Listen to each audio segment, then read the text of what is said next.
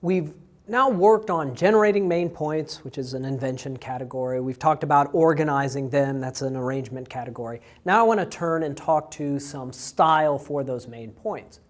Now, at the basic level, we want the main points to be concise and memorable.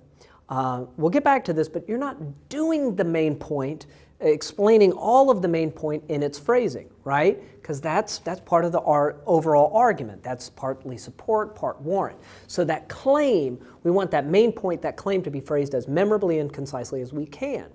Because as I've said before, I really want the audience to be able to remember the claims. If they're going to remember anything, I want it to be the thesis and the supporting claims. Ideally, they would remember the claims and that they were persuasive. That would be a good goal. So I want my claims, and with this being the goal, in terms of phrasing them, I want my claims to be short sentences, and I want them to use vivid verbs.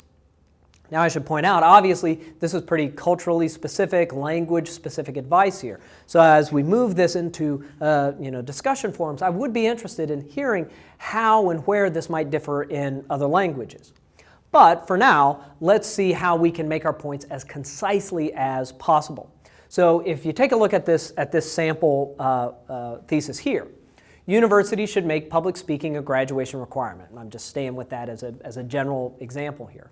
So here are the two main points. Though the existing list of requirements is rather long, we could easily add public speaking to the list in a way that doesn't disrupt too many majors and other activities. And lest I forget, given the importance of public speaking and its role in the university and the workforce, a student leaving a university with a basic understanding of public speaking is well positioned indeed.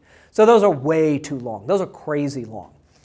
They might be accurate, but we want to get more concise. So if you take a look at these, just take a look at these now, and what I want you to do is, on a sheet of paper or just mumbling to yourself, try to get to the core idea of these points in like 5 to 10 words, okay?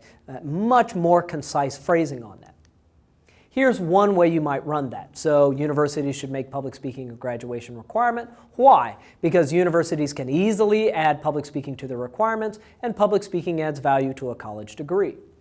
So when I get into each one of those points, I can explain what I mean. I can do that in the speech itself.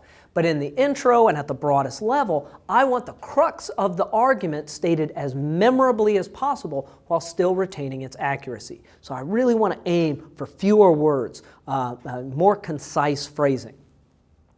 So let's do this again. So take a look at this one. Cities should ban smoking in public places. So here in the U.S., we've got public smoking bans. So you can, in some places you can't smoke inside bars or restaurants. So if you were arguing for one of these, you could say, all right, environmental tobacco smoke has generally been shown to be harmful. This is particularly relevant in public places where workers and children might not have the ability to avoid such smoke. And though there might be some legal challenges, smoking bans in other cities and American states have often withstood these challenges. Again, those are too long. Take a look at these and think about how you might get these phrased more concisely. Here's one option. Cities should ban smoking in public places. Why? Public smoking bans improve public health, and many cities have easily implemented such bans. So keeping that in mind, let's play around with those verbs a bit, because we want to have vivid verbs. That's kind of a good, nice way of phrasing these. So we could say public smoking bans improve public health. We could say augments public health, protects the public. We could jump around into the second point. We could say other cities have easily implemented such bans. Public smoking bans have worked in many cities. Public smoking bans are easy to implement. So I kind of lost in that final version, I lost cities from there, but it's a little bit more concise and easy to implement. That seems to me to be the core of that claim. So maybe losing the cities component on that is totally fine, because I can pick that up in the discussion of that point. So, remember, as you're doing this, mumble so that you can play around with the phrasing. And this ability to be thinking in terms of not sound bites, that's not the right word for this, but being able to think in terms of clear, concise, memorable claims works in so many other settings, right? So let's say it's a job interview. So do you think you'll be good here at Corporation X? Well, I have expertise in the areas that you're looking for, and I actually did very well in another similar position. Now, let me talk a little bit about my expertise.